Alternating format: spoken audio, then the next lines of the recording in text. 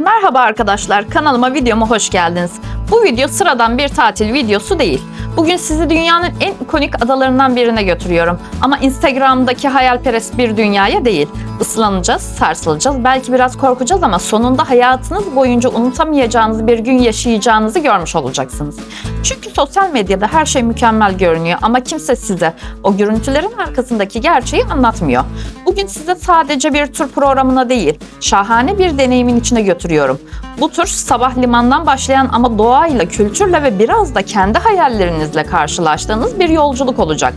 Tayland'ın bu adaları sadece güzel olduğu için değil, binlerce yıllık doğa oluşumları, inançları ve yaşam tarzlarıyla bu kadar etkileyici. Bir yandan vahşi doğa, bir yandan spiritüel inançlar, yani hepsini aynı günün içinde izleyeceksiniz. Eğer pipi turu yapılır mı diye düşünüyorsanız, değer mi acaba diye düşünüyorsanız bu videodan sonra hemen bilet alacaksınız. Ve şimdi hazırsanız başlıyorum. Tur acentisi öncelikle araçla otelden bizi alıyor. Phuket Patong'dan 1 saatlik yolculuğumuz başlıyor. Limana adım atar atmaz sizi küçük bir kaos karşılıyor gibi hissedebilirsiniz. Her yer insan, herkes bir yerde koşuşturuyor ama aslında bu gördüğünüz şey kusursuz işleyen bir sistem. İlk durağımız kayıt masası. Burada ismini söylüyorsunuz, size bir bileklik veriyorlar. O bileklik bugün sizin kimliğiniz. Hangi teknede olacağınız, hangi rehberle gideceğiniz, hangi gruba ait olduğunuz hepsi o küçük bileklikte saklı. Ve size çok önemli bir detaydan bahsetmek istiyorum. Masanın üzerinde duran küçük kaplar. Arkadaşlar bunlar deniz tutulmasına karşı verilen ilaçlar.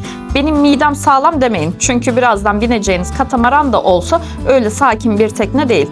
Dalga vurdukça zıplayan, sizi yerinizden kaldıran bir deneyim yaşatıyor. Daha az sarsıntı yaşamak adına tavsiyeler üzerine biz katamaran olan turu seçtik. Diğer speedboat olan tekneyle arasında ortalama 300 baht fark var. Tur aslında kahvaltı dahil olarak geçiyor fakat burada kahvaltı dahil denilen şey aslında bizim anladığımız serpme kahvaltı değil. Atıştırmalıklar, bisküviler ve kahve var. Turdan önce midenizi çok doldurmanızı önermiyorlar. Yani hafif şeyler veriyorlar. Çünkü dolu mideyle bu yolculuk çekilmez hale gelebilir. Tayland turizmi bu işi gerçekten çözmüş durumda. Her şey planlı, hızlı, pratik ilerliyor. Daha günün başında anlıyorsunuz ki bugün uzun yorucu ama inanılmaz bir gün olacak. Toplama alanında rehberler size nerelere gidileceğini anlatıyor ve sonunda liman içindeki mağazalardan deniz ayakkabısı almanızı tavsiye ediyor. Bence deniz ayakkabısız bu tura katılmayın. Bu arada bu tur için 1800 baht ödedik. Pazarlıksız 2700 baht olan turu 1800 bahta düşürdük. Siz de mutlaka sıkı bir pazarlık yapın. Ve artık teknedeyiz ve başlıyoruz. İlk başta herkes çok heyecanlı, fotoğraf çekenler, video çekenler ve gülenler. Ama bu çok uzun sürmüyor. Tekne hızlandıkça dalgalar kendini hissettirmeye başlıyor. Her dalgada tekne havalanıyor. Su çarpıyor, havaya zıplıyorsunuz. Ön tarafta oturanlar en çok zıplayanlar oluyor. Orta kısım ise biraz daha dengeli. Arka taraf ise daha sakin ama daha ıslak. Yani nerede oturduğunuz bile önemli. Bir süre sonra o zıplama hissi eğlenceli hale gelmeye başlıyor. Ve bu yolculuk sizi şunu öğretiyor. Tayland'da bazı deneyimler konforlu değil ama unutulmaz. Evet, turun ilk durağı beklenmedik bir huzur köşesi Naka Island. Buraya gelir gelmez ilk iş atıyoruz terlikleri, ayakkabıları. Naka'nın kumsalı ipek gibi adeta ayaklarınıza masaj yapıyor hissediyorsunuz. Saatlerce hiç durmadan sahilde yürüyebilirsiniz. Adanın plajı o kadar geniş ve sakin ki daha turlar gelmeden bu ıssız cennetin tadını çıkarıyoruz. Denizin içi ise akvaryum gibi. Şnokerlerinizi takıp kafanıza suyu soktuğunuzda rengarenk bir dünya başlıyor. Eğer şanslıysanız kıyıya yakın yüzen küçük tropikal balık sürülerini çıplak gözle bile görebilirsiniz. Buradaki mekanlar tam benim sevdiğim o minimalist ve bohem havada. Masalar, sandalyeler, her şey doğal malzemeden. Buradaki restoranda taze deniz mahsulleri ve yanında gelen tropik meyve kokteyllerini bulabilirsiniz. Biz burada 1 saat kaldık fakat tadı damağımda kaldı. Eğer vaktiniz varsa burada tüm gününüzü değerlendirin derim. Burası Phuket'e çok yakın, yaklaşık 20-25 dakika sürat teknesiyle ama duygusal olarak fersah fersah uzak. Ulaşım için Phuket'teki Grand Marina'dan kalkan özel tekneleri kullanabilirsiniz. Kalabalıktan nefret eden ama konfordan ödün vermeyen gezgin dostlarım buraya mutlaka not edin. Ayrıca burada konaklama şansınız da var. Burası öyle her köşe başında otel fışkıran bir yer değil. Hatta ben gezerken otel var mı acaba burada diye sorguladım. O kadar bakir duruyor. Ama aslında ağaçların arasına gizlenmiş rüya gibi lüks villalar varmış. Adanın asıl olayı ise incileri. Buraya İnci Adası da diyorlar. Çünkü hemen yanında küçük bir Müslüman adasında o dev Güney Denizi incileri yetişiyor. Tam bir mücevher madeninin üzerindeyiz şu anda. Benden söylemesi, burayı keşfetmeden geçmeyin. Teknemiz diğer durağına yanaştı. Monkey Beach. Burası maymunların evi. İlk bakışta çok tatlı görünüyorlar. Küçükler, sevimliler ama görüntüye aldanmayın. Buradaki maymunlar insanlara alışmış durumda. Hatta diyebiliriz ki turist psikolojisini çözmüşler. Elinizdeki her şeyi potansiyel yiyecek olarak görüyorlar. Telefon, gözlük, çanta hepsi onlar için bir hedef. Rehberimiz özellikle uyarıyor. Eğer bir maymun sizi ısırırsa bu ciddi bir sorun. Çünkü kuduz riski var ve tatilinizi hastanede geçirebilirsiniz. Peki böyle bir durumda ne yapmak lazım? Öncelikle yarayı hemen temiz suyla ve sabunla en az 10-15 dakika yıkamamız gerekiyor. Sonra en yakın sağlık merkezine gidip kuduz aşısı ve gerekirse tetanus aşısı yaptırmanız şart. Bu ilk durak aslında size Tayland'ın vahşi yüzünü gösteriyor. Doğa burada kontrol altında değil. Siz misafirsiniz. Denizin rengi muhteşem olsa da ev sahiplerini saygılı bir şekilde ziyaret ediyoruz. Şimdi videonun en etkileyici noktalarından birine gidiyoruz. Play Lagoon. Burası sadece güzel bir koy değil, milyonlarca yılın eseri. Etrafınızı saran bu devasa kayalıklar kireç taşından oluşuyor ve zamanla yağmur, rüzgar ve denizin etkisiyle aşınarak bugünkü halini alıyor. Yani aslında bir doğa harikasının tam ortasındayız. Kayalıkların arasından içeri girerken bir anda rüzgar kesiliyor. Dalga yok denecek kadar az. Burası adeta doğal bir havuz. Suyun rengi ise gerçekten tarif edilemez. Turkuaz, zümrüt ve açık mavi arasında gidip gelen bir ton. Bunun sebebi suyun sığ olması, güneş ışığının tabandan yansıması. Burada ana teknemizden inip Tayland'ın simgesi olan teknelere geçiyoruz. Bu tekneler modern değil, tamamen geleneksel. Ahşaptan yapılıyor ve genellikle tekne sahipleri tarafından yıllarca kullanılıyor. Ama bu tekneleri özel yapan şey sadece görüntüsü değil. Dikkat ederseniz teknelerin ön kısmında renkli kumaşlar, çiçekler var. Bunlar Tayland kültürünün çok önemli bir yere sahip olduğunu gösteriyor.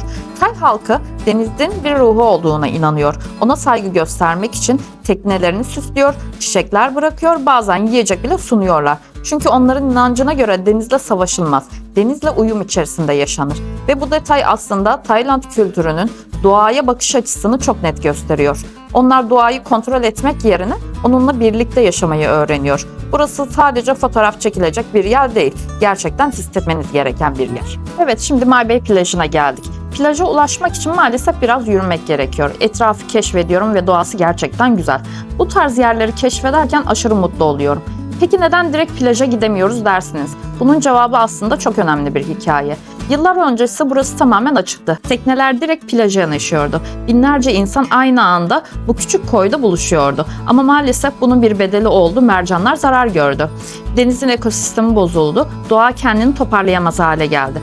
Bunun üzerine Tayland hükümeti radikal bir karar aldı ve My Bay tamamen kapatıldı. Uzun süre kimse giremedi. Bu süreçte doğa kendini yeniledi. Mercanlar yavaş yavaş geri geldi, deniz canlandı.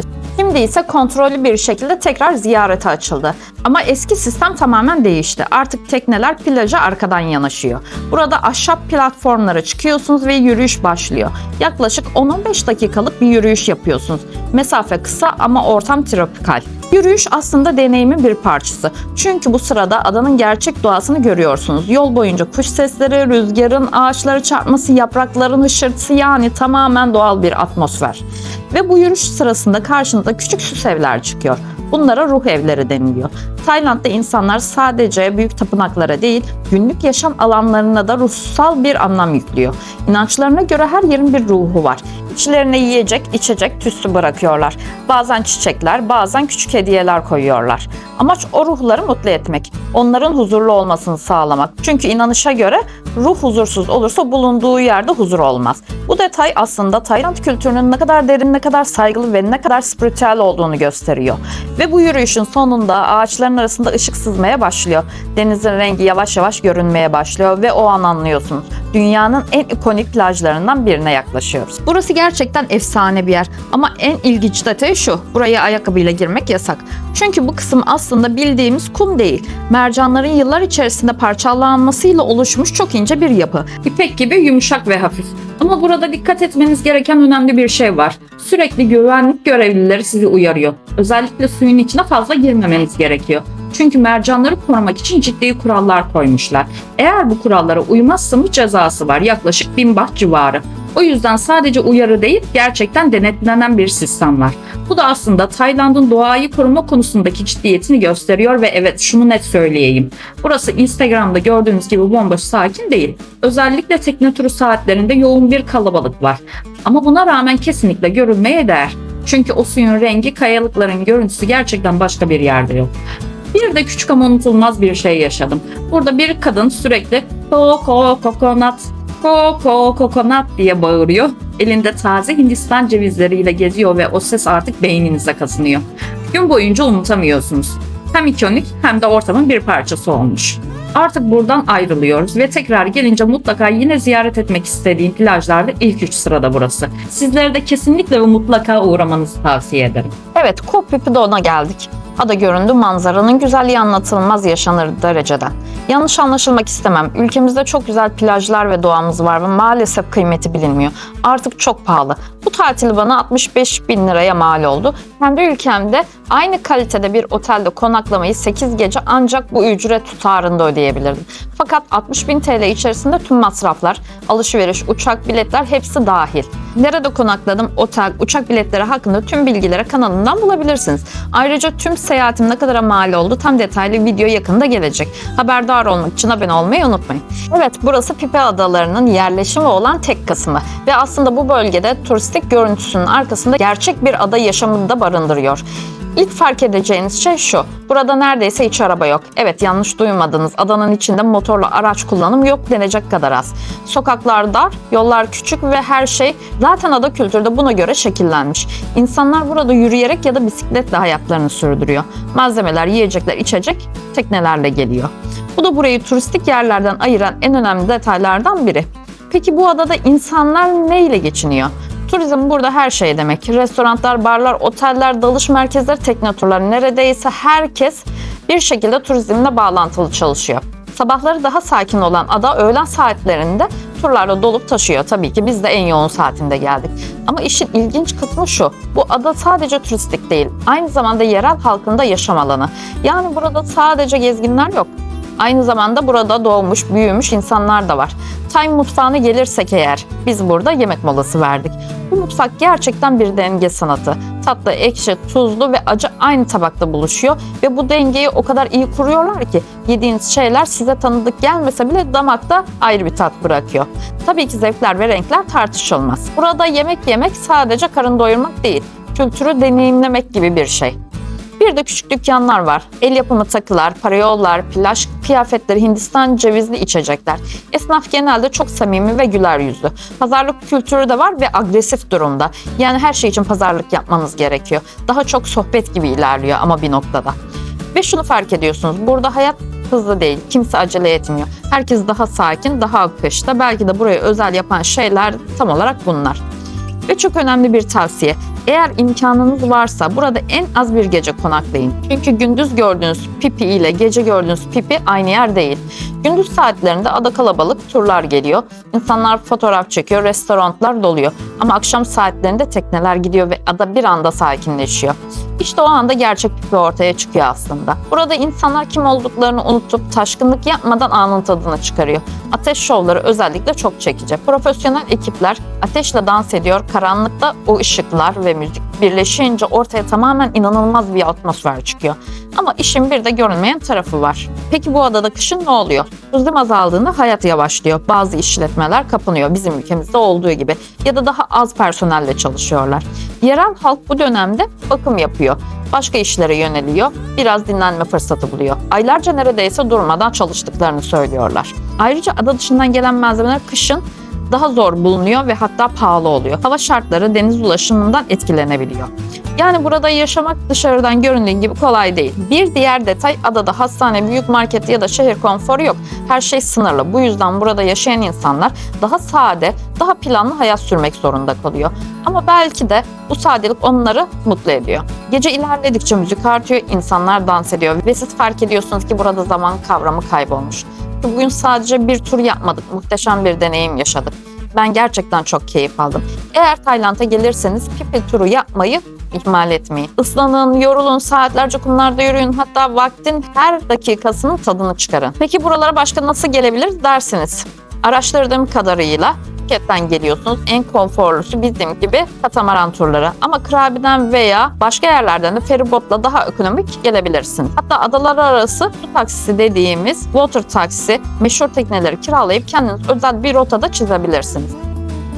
Bir de gezgin notlarımdan bahsetmek istiyorum. Tayland güneşi şaka yapmıyor. 2 saatte bir kreminizi mutlaka sürün. Deniz ayakkabısı almayı unutmayın.